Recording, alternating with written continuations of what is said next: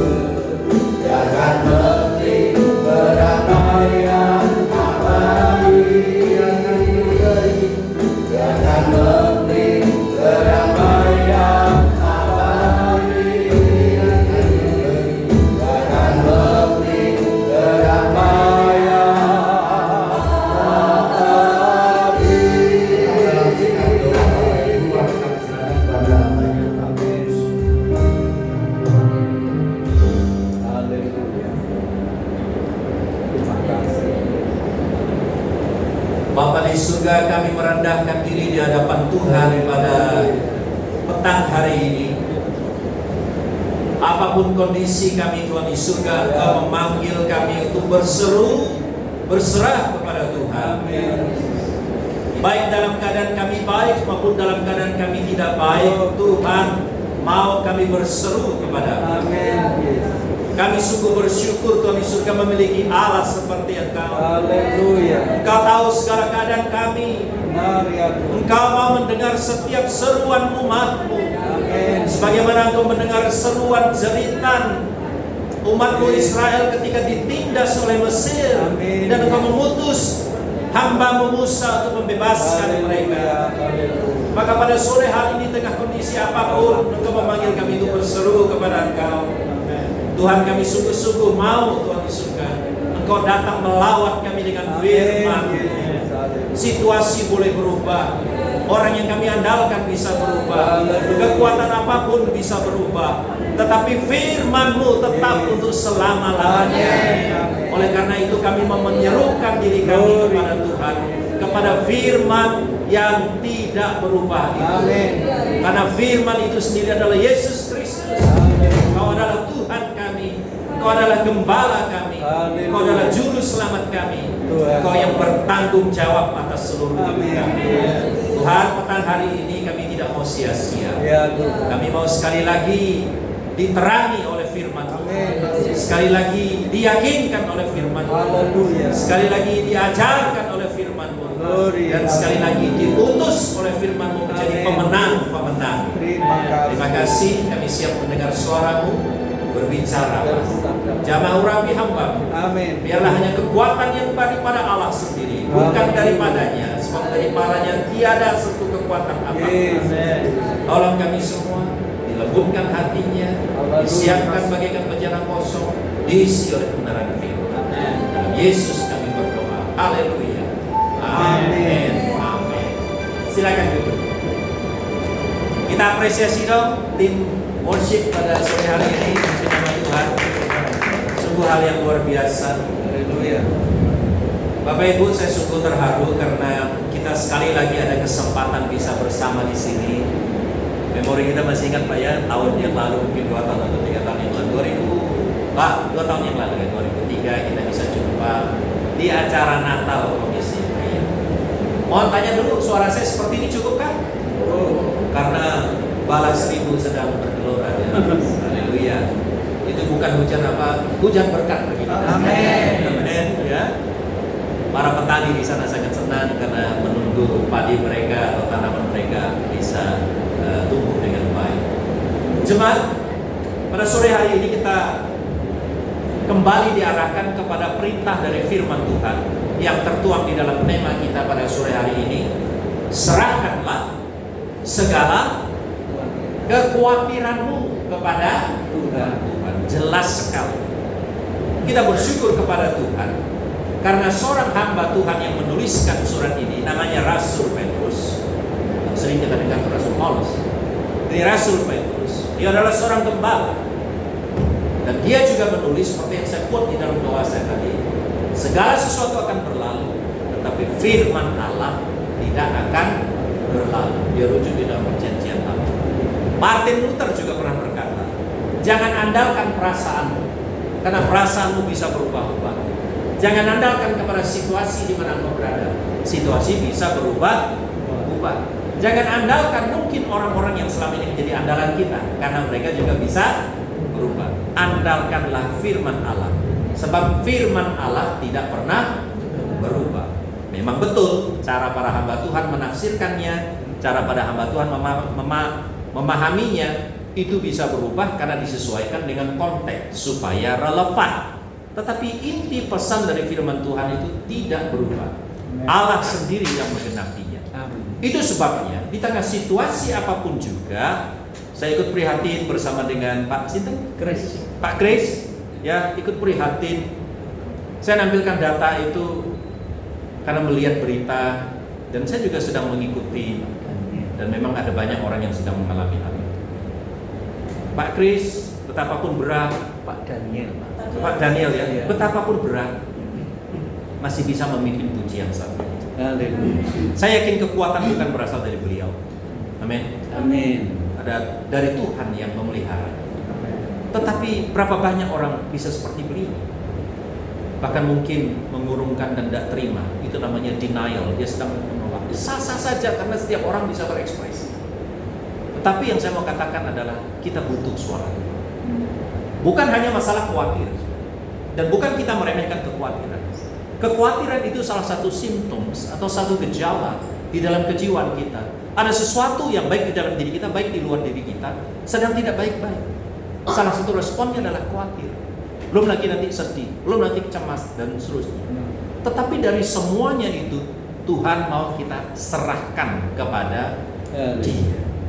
Dan saya tidak perlu menampilkan gambar ini, bisa di skip gambar yang coba dilihat tentang data ini. Nanti Bapak Ibu bisa baca lengkap berita. Saya mau lanjut ke yang slide yang berikutnya. Bahwa kekhawatiran ini tidak sederhana. Dia memiliki dampak yang luas. Kita berdoa bersama dengan rekan kita tadi itu, yang sedang memikirkan ke depan seperti apa. Kalau dulu lelah bekerja, pulang dari rumah langsung ngorok tidur. Sekarang mungkin juga bukan fisik itu yang lelah, psikis juga lelah. Dan bisa tidur. Saya ketemu sama satu teman kebetulan family atau sepupu dari istri saya. Suatu hari saya hadir di Kalimantan di mana kami berada di Pontianak. Dia juga hadir. Memang itu di acara kedukaan mertua saya meninggal. Kami sangat mengapresiasi dia hadir, tetapi ada satu pesan yang dia bilang, saya sudah 3 hari gak bisa tidur. Karena dia mikirkan sesuatu pekerjaan tantangan yang berat. Belum peristiwa ini Pak, belum peristiwa kejang ganjing yang Trump dan gengnya itu sedang melakukan apa. Sekitar Oktober tahun lalu, belum apa-apa itu dulu. Trump juga belum jadi presiden. Tapi memang ekonomi kita berat dan berat terus. Dia bergerak di bisnis yang sangat besar sekali. Salah satu perusahaannya adalah charter pesawat, jet.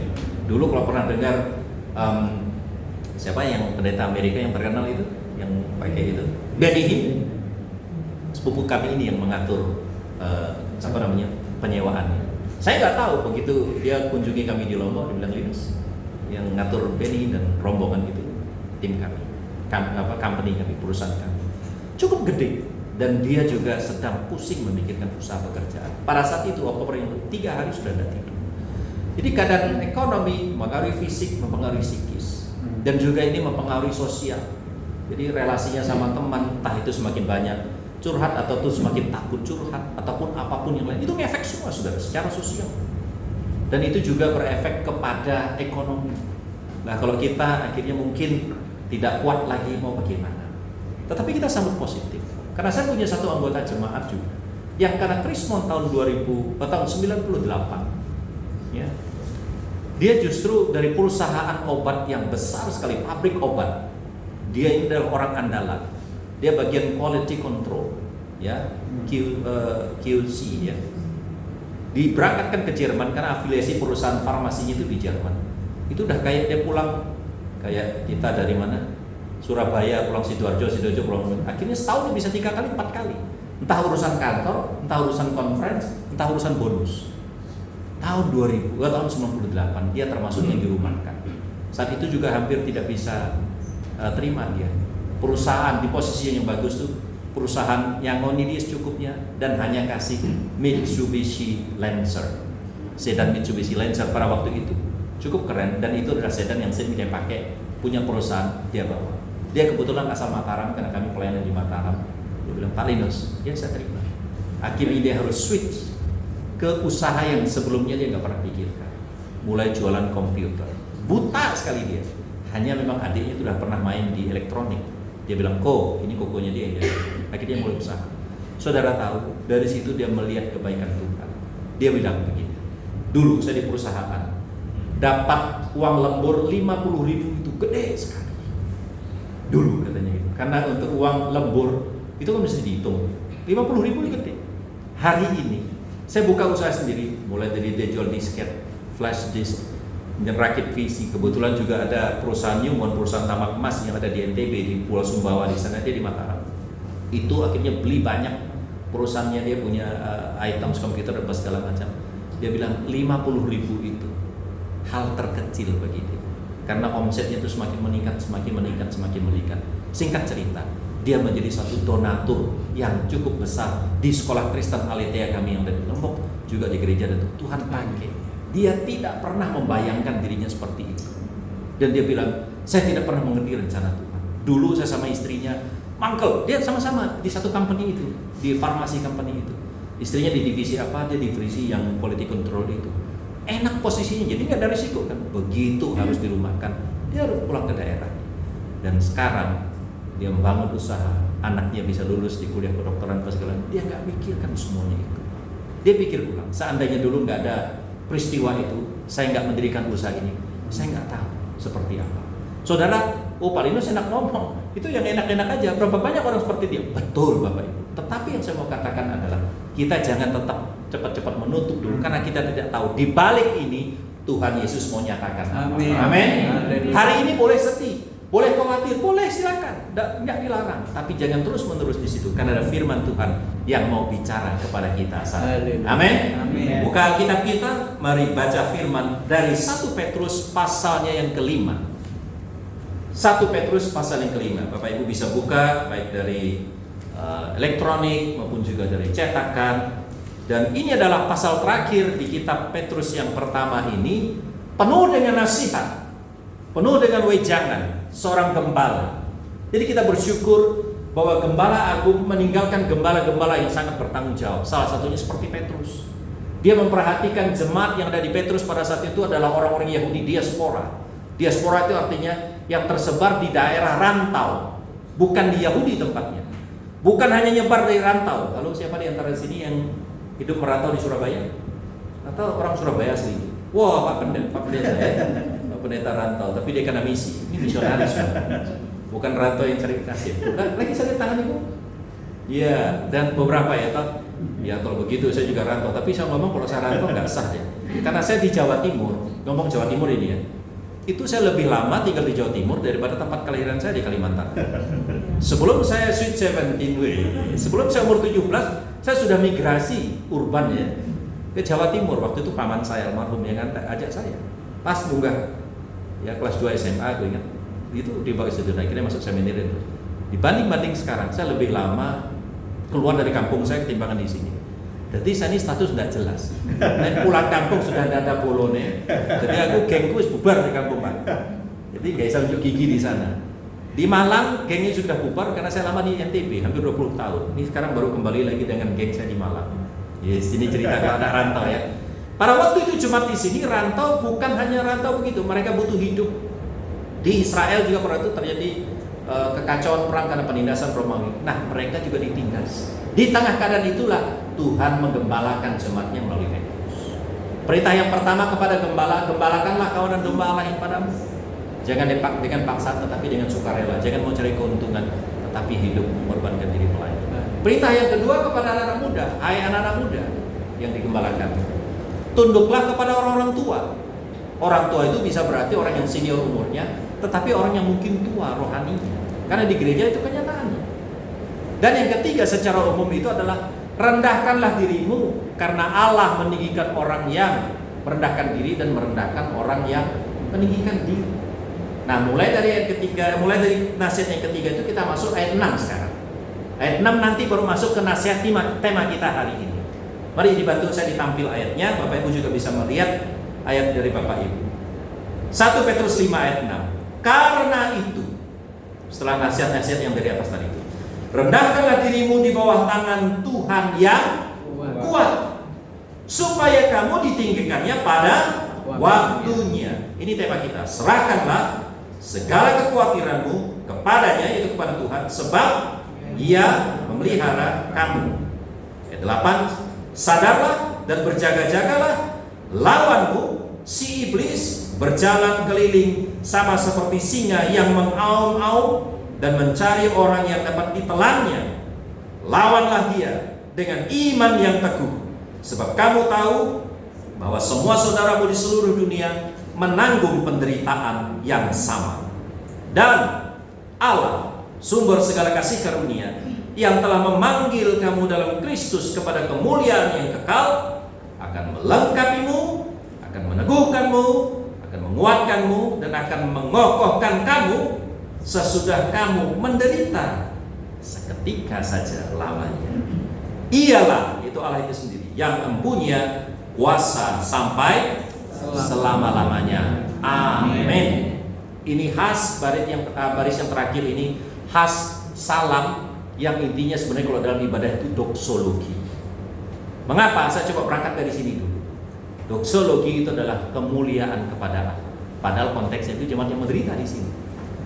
Tuhan jamin dalam kondisi apapun, Tuhan jamin tidak ada alasan bagi kita untuk memuliakan nama Tuhan, apapun itu kondisi. Nah, jemaat, sekarang kita fokus kepada tema kita tentang menyerahkan kekhawatiran. Ngomong-ngomong, saya mau lihat dulu. Siapa di antara kita yang belum pernah khawatir? Atau yang tidak pernah khawatir? Ada nggak?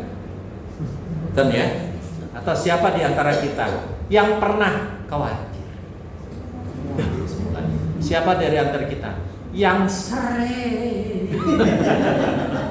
kerap khawatir? Sintan ada? Wah, aduh. Saya juga termasuk. Saya khawatir dulu mikir anak saya gimana ini ya. Kami tinggal di Pastori, nggak tahu Pak Pendeta mungkin bukan tinggal di gedung gereja begitu ya? Pastori juga. Salah satu yang kami mikirkan anak kami ini, anak para pendeta, tolong doakan suatu hari nanti. Beliau nggak curhat, saya wakili curhat. Sekarang saya sudah nggak di situ soalnya posisinya. Enak aku kan bisa ngomong sekarang kan. Tumbuh kembangnya, secara psikologi kan gitu Pak ya. Tumbuh kembangnya, pripun anak kami. Keluar terus pagar gereja, masuk pagar gereja lagi, keluar pagar gereja, begitu terus. Memang banyak teman, KP digendong karena lucu, kebetulan yang nomor 2 tuh rambutnya kriwil juga gitu, kayak twil gitu, jadi cepat senang lucu gitu.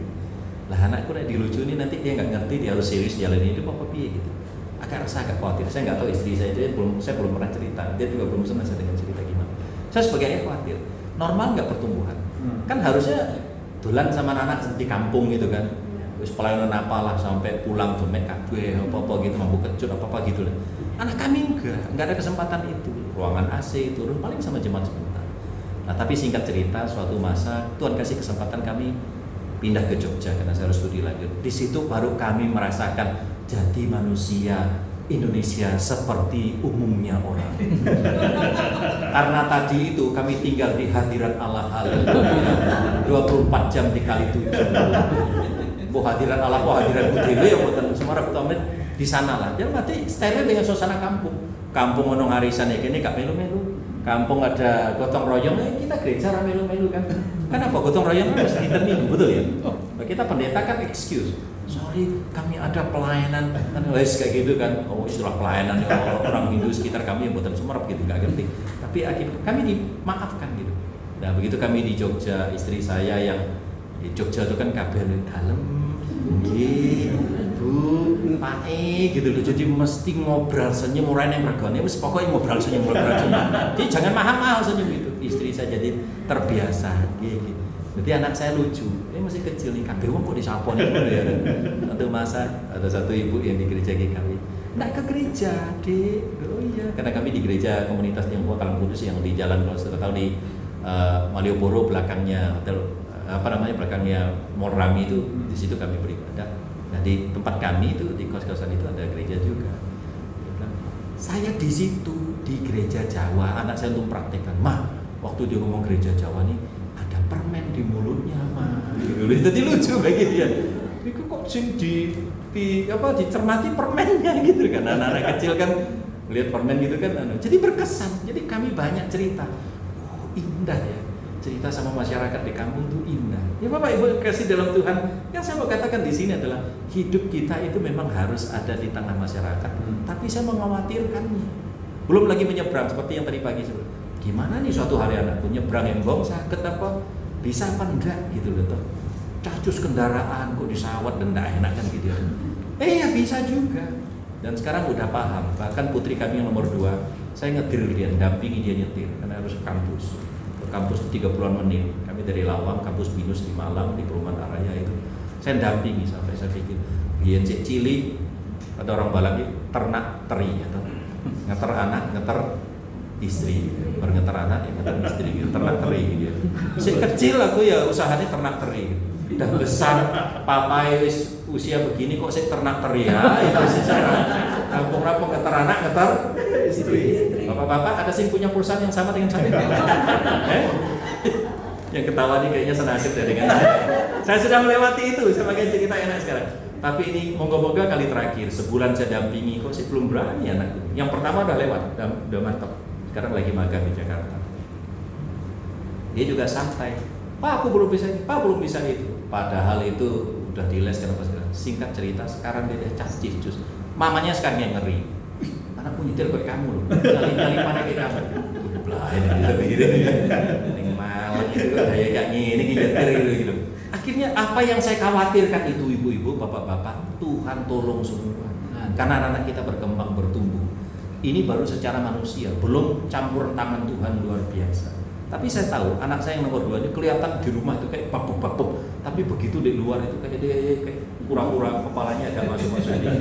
Dia penuh dengan perhitungan, tangannya kemeringet. Tangannya kemeringet, megang setir pun mesti kan aku tahu leket kabir gitu. Biasa kalau orang tangannya yang keringat itu biasanya tanda apa? Nervous, betul ya? Tanda gugup. Nah, saya dulu begitu, sekarang sudah mentor. Nah, Alkitab mengajarkan kepada kita realita.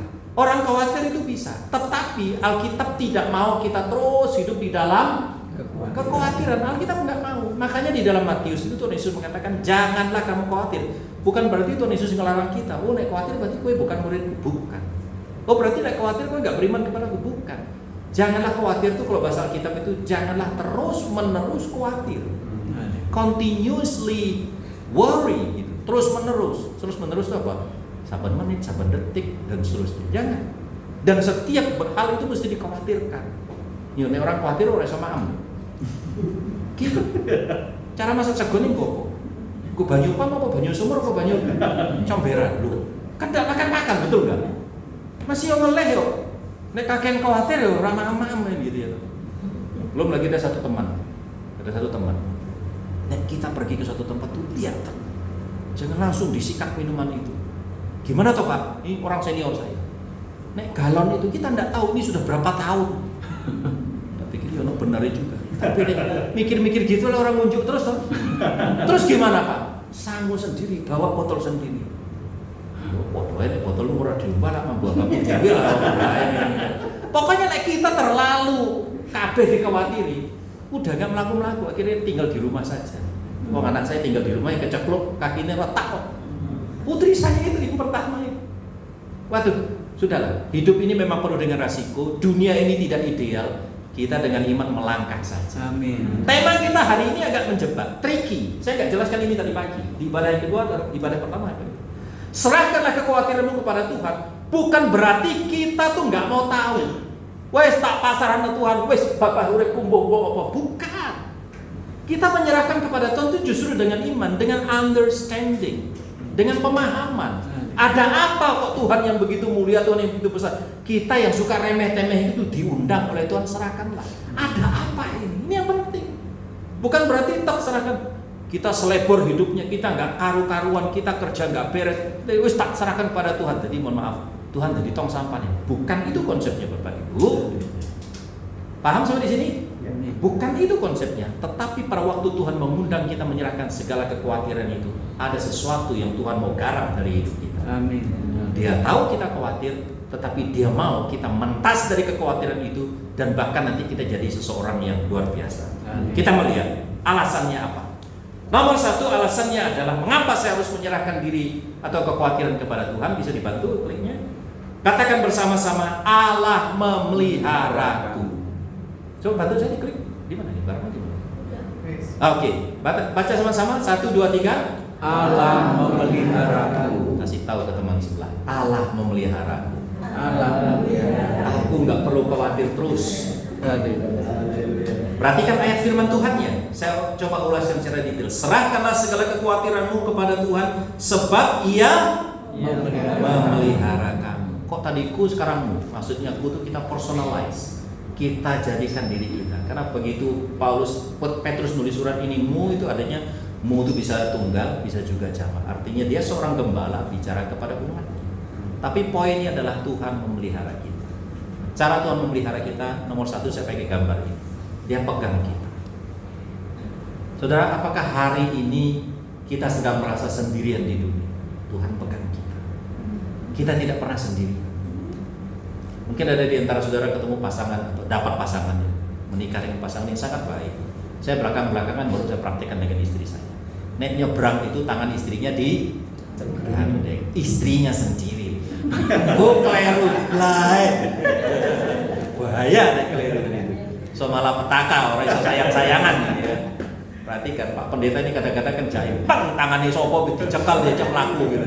Perhatikan dulu, oh ini ayangnya wis. Seperti itu juga Tuhan sayang kita. Istilah memelihara yang pertama dia pegang. Pegang itu orang yang dicekal, orang senang di dia. Bukan, pegang itu ngeramu. Ya kita punya hewan peliharaan di rumah. Kita pelihara kucing, mungkin kita pelihara anjing. Si bapak itu senangnya burung gitu ya. Dielus-elusnya, burung gak bisa dielus mabur ya. Terus. Misalnya dia ekor kipit-kipit itu berarti senang hatinya. Pasangan kita juga jadi elus, katanya ya secara psikologi. Makanya saya praktikkan juga. Dia didekap, dia dirangkul, itu serotoninnya keluar, ada hormon di otak.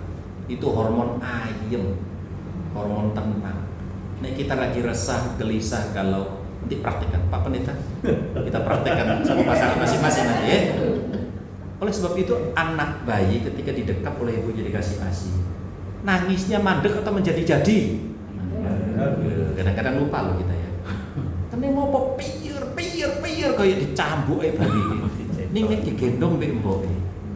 Entah wayahe dia ngelih mau nyusu atau luwih, pas didekap wis meneng. Kenapa? Ada hormon serotonin ini, dia dekat dengan anaknya, dengan mamanya, dengan mboknya.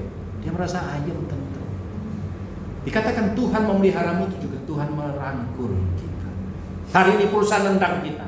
Hari ini kelompok masyarakat nendang kita. Keluarga nendang kita, nggak mau ngerangkul kita.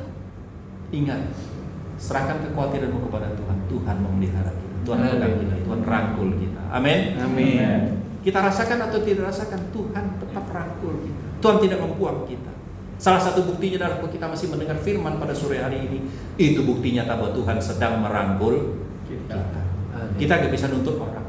Bu wis urusan pengadilan, nggak apa-apa malintek oke bu. Ora oleh apa. Biarkan Tuhan yang merangkul. Yang kedua maknanya adalah Tuhan melihat. Gembala kita memperhatikan. Sama seperti tadi saya katakan ketika ibu-ibu bawa tas mahal pas segala macam, ketika harus ke jeding kemana pas segala macam, tak bisa bawa itu barang. Tolong ya lihat tasku. Aku titip ya. Pada waktu kita nitip barang berharga itu, apakah kita titip ke orang yang sembarangan? Nah, oleh karena itu perintah ini juga, pada waktu kita khawatir, hati-hati banget, jangan sembarangan meletakkan hidup kita, menyerahkan kekhawatiran kita ke orang yang nggak jelas. Karena saya tahu nih, tidak ada yang, oh dia pergi ke mbah ini nih, dia pergi ke gunung ini, dia pergi, udah jelas sih. Dia masahkan kekhawatirannya kepada orang atau oknum atau lembaga apapun yang buatan jelas. Jangan Bapak Ibu. Serahkanlah kepada siapa? Tuhan, kepada Yesus. Dia yang bisa memperhatikan kita. Memperhatikan yang tidak diperhatikan pun dia tahu. Yang berikutnya, istilah memelihara ini adalah merawat, seperti merawat orang sakit. Cure. Dia menyembuhkan. Allah memelihara kita. Hari ini saya nggak tahu, mungkin kita sedang khawatir dengan kesehatan kita. Mulai dari lutut, linu, jalan tidak kuat. Saya punya mama mertua almarhumah dulu. 5-6 tahun sebelum dia meninggal, dia sering linus. Kaki mami nggak terlalu kuat, tapi mami doa, dia seorang yang tekun dalam doa. Mami doa, bisa jalan. Dia suka besuk. Dia jadi majelis umur hidup. Ini anak majelis. Jadi saya menikahi anaknya majelis. Majelis. Akhirnya jadi hamba Tuhan juga. Jadi 4 anaknya, istri saya nomor 2. Anak yang pertama cicinya dia nikah juga sekarang jadi pendeta suaminya. Terus beliau anak kedua, saya juga nikah jadi nasib. Mamai papai jadi majelis, anaknya jadi istrinya pendeta KP. Itu rezeki ya, luar biasa. 2 adik-adiknya dia, titinya dia, 1 yang ngurus sekolah, sekarang meneruskan jadi pengurus di sekolah Kristen di sana. Yang 1 bisnis, ya sedang. Jadi Tuhan pelihara anak. Mami mertua saya kembali. Sakit ini kadang-kadang saya pijit ya Bapak Mami, ya Bapak kasih parem, kasih opo. Paremnya macam-macam, sampai saya nggak ingat ada berapa yang punya Tiongkok, Vietnam, Laos, segala macam. Tapi totolan lebih gitu. Tapi yang mana yang merasa dia relax gitu, yang merasa parem-parem itu orang tua kan gitu ya. Anak muda sih parfum sing enak-enak itu ya. Ini umur tertentu itu lengone beda. Tuhan tolong. Sekecil itu dia serahkan kekhawatirannya kepada Tuhan. Ya saya nggak tahu yang hadir pada saat ini mungkin sedang cek gula darahnya, masa berubah dari asam boten. Ya orang enak juga asam urat sih, dia orang enak pisan ya gitu ya. Apapun itu kekhawatiran mengenai kesehatan pas segala macam, serahkan kepada Tuhan. Nek waktu kita serahkan kepada Tuhan tuh firman Tuhan muni ting, jaga makananmu. Wah kan gitu itu. Waktu kita serahkan kepada Tuhan, jaga makananmu. Sing kira memicu gula, memicu tekanan darah, memicu kolesterol, memicu asam urat. Stop, kan nyeten ya. Karena jangan serahkan terus bablas terus, serahkan bablas terus bilang, sesuai aku ya kemangis tak colna juga. Istilah memelihara yang berikutnya kita melihat pemeliharaan Tuhan sangat komprehensif, sangat lengkap. Di dalam Matius Tuhan memelihara burung pipit. Gak tahu ya, saya udah lama nggak lewat pasar burung. Bapak Ibu, bapak-bapak yang sering terakhir ngelewati pasar, yang paling banyak dijual itu burung apa? Yang jelas bukan burung Garuda. Perkutut, ya toh. Nah, ada juga kutilang, itu bangsanya polisi, begitu. Ya, apalah gitu. Tapi ini di Alkitab tidak pakai contoh burung Garuda. Burung Garuda itu hanya ada di Indonesia kira-kira gitu. Ya. Bukan pakai burung-burung yang lain. Ada burung merpati itu simbol dari Holy Spirit atau Roh Kudus. Tapi ini pakai burung pipit. Yang dijual itu pun 2 ekor baru ada harganya kata Alkitab. Ini Tuhan Yesus sendiri yang ngomong.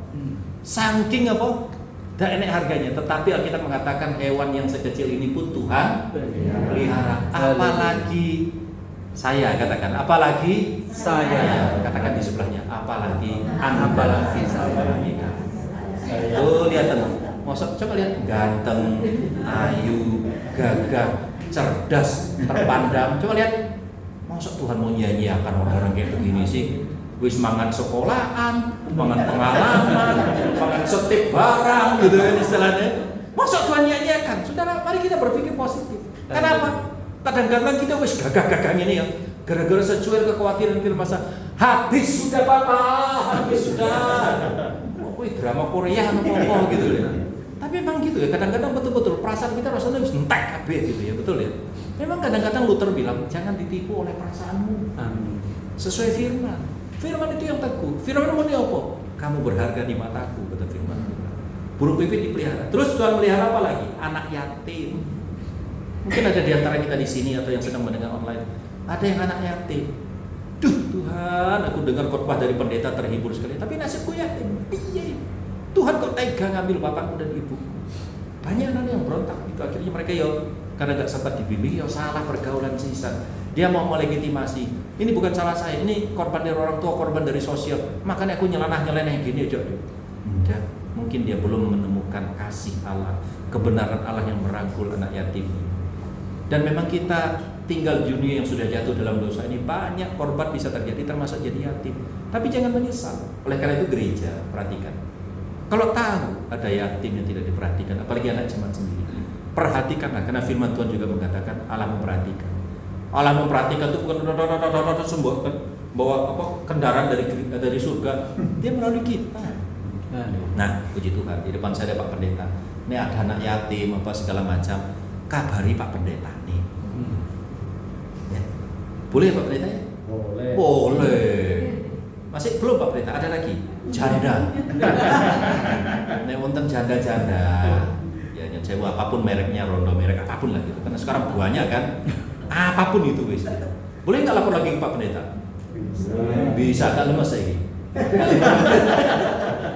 Ada lagi orang yang sebatang kara, ini termasuk duda kira-kira gitu. Nambah loh Pak Pendeta. Tapi Pak Pendeta yang bijaksana itu bilang gini, laporan semua ke saya, pasang badan deh. Mari gitu dia bawa ke rapat majelis. Ternyata dia ngerambut suaminya tuh, enggak, ini salah orang. Istrinya kok siapa ini? Tapi nggak nyukuri, karena penderitaan stroke 2 kali. Saya juga mendampingi juga ya setengah. Ya meninggal suaminya kita layani dengan baik. Sebulan masih sedih, 2 bulan masih sedih. Ibu ini, janda ini masih muda. Setahun, saya lama nggak ketemu dia karena saya ada tugas lain. Wis mulai isi badan nih, maksudnya isi bukan yang lain. Mulai seger. 2 tahun seger. 3 tahun banyak sih mampir ke rumahnya. Dia bilang, Pak Pendeta tolong doakan saya. Gini Bapak Ibu, mungkin Bapak Ibu ketawa ya, tapi ada ceritanya begini ya toh. Nyun sewu, dia bukan genit, dia dulu dari keyakinan seberang. Nah begitu dia tahu karena nikah ini suaminya bawa dia ke Kristus, saat itu teman-teman lamanya itu mau gaet lagi. Itu teman laki, teman perempuan. Nah mohon maaf, kalau teman perempuan kan berarti kita simpati. Teman laki dulu mantan-mantannya dia, kau kan sudah aku bilang jangan ikut Yesus, jangan ikut Tuhan. Apa boleh mati suami kita? Waduh kok disyukuri lagi. Tapi dia bilang, Pak Pendeta tolong doakan saya. Bahkan mamanya bilang, kamu kalau kembali lagi saya akan kasih ini. Tapi dia seger aja sekarang, seger aja. Nah, saya kesimpulan sementara saya, belum nanti saya mau bikin penelitian lagi. Ibu-ibu udah ditinggali bapak, happy ya. Karena ibu-ibu tuh pandai bergaul. Satu bapak kebetulan rekan sepelayanan juga, istrinya meninggal. Bapak ini ngomelai, dia sakit gula, sakit ini pas jalan. Aduh, bapak ini tak libat ke pelayanan, melorot terus kayak gini. Ini pasti bukan karena kutukan, ini pasti karena sifatnya sendiri jadi gini. Bapak-bapak tuh kadang-kadang terlalu kaku. Nah makanya orang yang sebatang kara begini, nah, ini para duduk kira-kira begitu ya. Tolong diramu. Pak, nek ada di sekitar kita, dia mendengarkan, Pak Pendeta tolong rangkul dulu. Yes, gitu. Dan cepat sama-sama rangkul, karena Tuhan mau memelihara mereka melalui kita-kita juga. Amin. Sehingga kesimpulan di poin yang pertama ini, siapapun yang mengalami kesedihan, siapapun yang mengalami khawatir, mereka ada teman. Ada teman. Tuhan memelihara, bisa langsung dari surga. Agak ngeri memang dari surga ngomong kayak Maria bin Yusuf. Tapi Tuhan utus kita memperhatikan karena kita juga tubuh Kristus. Ini lebih ayat, lebih manusia. Dan kita menjadi komunitas di daerah apa namanya ini? Kandangan ini, menjadi komunitas yang luar biasa. Saya punya khawatir, saya serahkan kepada Tuhan, tapi Tuhan pelihara dan Tuhan pelihara. Amin. Berikutnya, mengapa saya harus serahkan kekhawatiran saya kepada Tuhan? Jawabannya adalah Allah sumber. Betul saya? Allah sumber anugerah. Bukan kebetulan nama Pak Pendeta juga adalah anugerah. Ini wis modal. Cuma di tempat ini butuh bersyukur. Tidak ada di GIA yang lain. Hanya ada di GIA di sini. Bapak anugerah itu. Ya. Luar biasa ini. Saya pun juga kepengen dapat anugerah. Nanti kalau ditanya pasti ada cerita kenapa namanya anugerah itu. Tapi yang saya mau ceritakan ini Allah sang sumber anugerah. Beliau niku sumber. Kalau Bapak Ibu dihadirkan dengan Pak Pendeta yang kebetulan namanya anugerah dan ada anugerah bagi kita sekalian, makanya gaji Pak Pendeta ini nggak pernah genap 1 bulan, karena dianugerah KB nih beliau, itu KB, tapi enggak lah ya. Anugerah, sumber anugerah. Perhatikan ayat firman Tuhan ini. Dan Allah sumber kasih karunia, ini sumber anugerah ya, telah memanggil kamu dalam Kristus. Siapa kita yang sedang khawatir, yang sering on off, percaya Tuhan dan percaya Tuhan, kuat iman dan kuat iman, on off. Dia memanggil kita. Sang sumber anugerah itu, dia memanggil kita. Kita yang datang mendengarkan firman Tuhan, yang percaya kepada Tuhan hari ini bukan orang sembarangan. Kita adalah orang panggilan Allah. Amin. Kita percaya karena kita dipanggil oleh kuasa Injil. Amin. Amin. Paulus mengatakan karena engkau mendengar firman, mendengar Injil, dari situ muncul iman. Kita percaya karena mendengarkan firman. Melalui cara itu Tuhan memanggil kita. Nah, pada waktu kita sudah menjadi murid Yesus, kita ada kekhawatiran jangan salah atau sesat pikiran, sesat konsep terhadap Allah. Bukan Allah buang kita. Jangan nyalahkan siapapun juga. Biar Pak Pendeta ngapusi saya. Tak pikir langsung enak urepku. Tadinya kayak gini. Jangan. Walaupun pada kenyataan saya tahu ada seseorang yang meninggalkan keyakinan yang lama. Sejak saat itu proses Tuhan nyata. Hidupnya berat sekali. Dia dikejar-kejar. Usahanya dan seterusnya. Dia berjuang sampai hari ini. Pak gimana ya? Pak aku nggak boleh jadi orang Kristen. Enggak. Panggilan Tuhan jelas untuk kita jadi orang percaya. Tuhan sedang pelihara kita. Jangan lihat sekarang, jangan lihat baru 5 tahun, jangan lihat udah 10 tahun, ini udah 10 tahun lebih. Masih belum balik gitu loh nasibnya. Kok ada cerita di mana-mana gereja yang lain mungkin ya. Begitu ikut Yesus besoknya langsung ganti. Waktu berangkat ke gereja belum ikut Yesus rodanya 2. Pulang dari gereja rodanya 3, ya mungkin dibicarakan. Tahun depan datang lagi rodanya wis 4. Saya dulu juga begitu. Sebelum meninggalkan gereja satu masa untuk studi. Roda 2 aja nggak punya, saya beli motor ceketer. Puji Tuhan, aku ya iso tuku motor ceketer karena X dari punya teman saya. Tapi tak ramut, terus kumel, snapot bocor, jadi saya ganggu tetangga karena masuk gang. Kalau masuk kos saya itu masuk gang, Supra knalpot bolong, Bapak Ibu bisa bayangin, ya gelegarnya itu. Milih orang luar pulau datang ke sini ngurusui, gitu. Orang Jogja kan alun-alun gitu. Saya lihat, wah, dari knalpot bocor ya, ke bengkel. Apa ini harus diganti atau ditempel? Pak, ini basis bisa ditempel. Pak, ini sakit ditempel. Wah, puji Tuhan ditempel. Sirap, sirap, wah enak modal mini 15.000. Sirap, jadi kan tak beli ratusan ribu itu. Mulai enak. Terus setelah itu 2 bulan kemudian rodanya nambah Bapak Ibu. Dari roda 2 jadi roda 4. Polanya 1 lagi, ya apa? Merek motor apa itu? Vario dipinjami sedulur istri, bukan mobil saudara. Om pangkas setirnya sih lurus, tapi jumlah rodanya nambah. Anak 2, istri 1, roda 2 di sakit sampai meledos. Kali orang tekan. Akhirnya Tuhan tolong. Dah habis itu balik lagi kan ke Mataram. Semua aset kami, barang berharga kami harus ditinggalkan ke Jogja. Motor silihan itu dibalikin. Usah diangkut ke urusan polisi kan gitu ya. Pulang, Tuhan ganti. Ini roda 4 sing setirnya bunder saja. Tenang. Hanya dipinjam nama Linus Baitu. Ketua GR. Mengapa nama saya? Padahal gereja yang beli. Ini apa gereja mau nyambut saya? Baru pulang studi kan? Ternyata cuma disilih untuk bisa nyicil 3 kali. Sebab nek langsung nama gereja tidak bisa nyicil. Alah Gusti. Tapi ropo aku dicipi. Nyilih jenenge. Nyilih nama aku dipinjam. 4 tahun setelah itu saya ditarik sinode pulang. Akhirnya ke Malang. Ya tinggalkan tempat pelayanan di sana. Sedang baik. Makanya jemaat beberapa itu udah nesu gitu. Beberapa yang mutung sekarang. Dan nah dari situ baru Tuhan nyambuk saya. Parkir garasi sudah ada, tak saponi terus garasi. Tiap 3 minggu bleduk terus tak saponi terus gitu. Tuhan, haleluya. Kalau Engkau sudah sediakan garasinya, pasti nanti rodanya dikirim. Amin, saudara. dikirim sama teman istri saya sepeda pancap. Puji Tuhan, modal awal yang baik.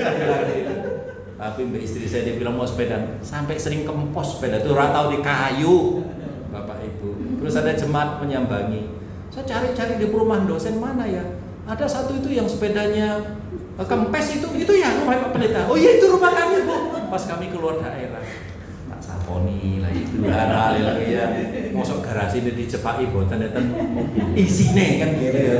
Saya tahu pakai Tuhan pasti lengkap. Suatu masa di tengah istri saya sakit. Nah ini peristiwa. Saya tuh mau minjem, ada mobil kampus tapi prosedurnya harus milih, pinjam. Ngontek bagian ini lah, istri saya emergency harus rumah sakit ya. Ini terus begini gimana? Akhirnya terpaksa. Pas ada promo mobil dia WHW sama ininya, salesnya. Saya kebakaran jenggot. Kantong running sini. Tak DP 1 juta. Istri saya nggak tahu. Dikejar terus sama salesnya. Pak gini. Nek belum rezeki itu ada aja masalahnya. Ini singkat cerita Bapak Ibu. Tak singkat cerita. Bagian tim survei ingat dari jauh karena istri saya waktu ditanya oleh bagian yang ini dibilang kami itu tinggal di asrama, langsung dir. Mau nekat apa orang kampung sih tinggal di asrama, nekat jauh ke mobil. Terus habis itu tim surveinya ingat dari jauh. Asrama ini tanya satpam. Saya tanya lagi. Pak, tim survei kami udah ada. Belum ada Mbak. Ada kok nggak ada ya? Dia di kontak dari sini. Ya, saya tadi ke ini bagian security ini. Udah Mbak, ini tanda sudah. Saya nggak jadi, mau tim survei Mbak aja nggak percaya sama saya. Saya nggak, bukan begitu Mbak. Dia mau ngubur. Nah, aku ingat tahun yang lalu ada teman yang nggak dikenal juga nawari. Saya WA dia, Mas, program ini masih berlaku nggak? Gila, wong nekat itu aneh ya. Masih ada Pak Linus. Harga dia sekian. Aku dianu loh sama merek yang sebelah. Oh enggak, yang ini aja. Dia yang ngubur saya.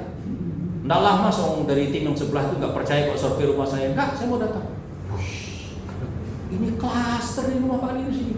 Padahal saya memang tinggal di rumah dinas. Rumahku memang ada di tempat yang lain, di pulau yang lain gitu. Klaster langsung dia bawa bagian itu finance apa segala macam. Udah Mas disurvei dulu lah, jangan terlalu percaya karena saya udah tidak ada harapan lagi perusahaan saya. Enggak, saya udah jelas ini. Karena dia juga mau ngejar bonus kan akhir tahun waktu itu aku ingat. 3 hari dikirim itu barang. Gusti, ini pun harapnya sehingga cerita Tuhan mencut saya nebusi roda 4 itu ya dengan sedemikian rupa ya akhirnya mentas juga. Loh, saya katakan ini bukan berkatnya Bapak Ibu. Ada aja caranya. Oh, ditanyain PWP dia pendeta yang kartu mati kabeh. PWP dia meyakinkan gitu loh. Tuhan tolong. Dia sumber berkat. Dia tolong kita semua. Hari ini digunakan untuk pelayanan. Makanya saya bilang, anak saya ternyata diam-diam dia berdoa. Apa? Dulu kita enak pakai mobil gereja terus kemana-mana. Kita sekarang sudah pindah, masa leren nyilih mobil kampus apa segala macam nyewa apa segala macam. Tenang nah, Tuhan sudah siapkan garasi. Sang ayah cuma bisa jawab gitu. Hari ini Bapak Ibu, kalau Tuhan sudah menyiapkan kita keluarga, hari ini kita faktanya belum dapat kerja. Masa Tuhan meneguhkan, mengasih anak, tidak berjanji untuk memelihara. Hari ini mungkin kita khawatir, Pak, biar ikut saya kerja di perusahaan rumah kontrak, rumah ngekos. Saat ini gimana? Teman saya bilang, Pak Linus, pergi ke sawah, lihat keong. Apa lihat keong? Ono cangkangnya, ono omahe. Kalau Tuhan yang menciptakan kita itu tidak mungkin dia buat kita bahasa Inggris keren-keren bilang tadi homeless, tadi ratu rumah. Saya yakin mungkin kita di pondok mertua indah yang mau tanam nopo ya, produk tebal City. Tapi harus bertekad dari situ kita yakin Tuhan melihara kita. Dan itu akan siapkan yang terbaik untuk kita. Nama Tuhan, malam hari ini kita sangat diberkati oleh firman Tuhan. Firman Tuhan boleh mengingatkan kita segala kekhawatiran kita mau serahkan kepada sumber anugerah yang memberi kuasa kepada kita, yaitu Tuhan Yesus Kristus yang senantiasa memelihara. Kami mewakili jemaat Majelis Gereja Surabaya Tengger mengucapkan terima kasih kepada Bapak Pendeta baik Linus Bantu bersama istri. Tuhan senantiasa memberkati. Aku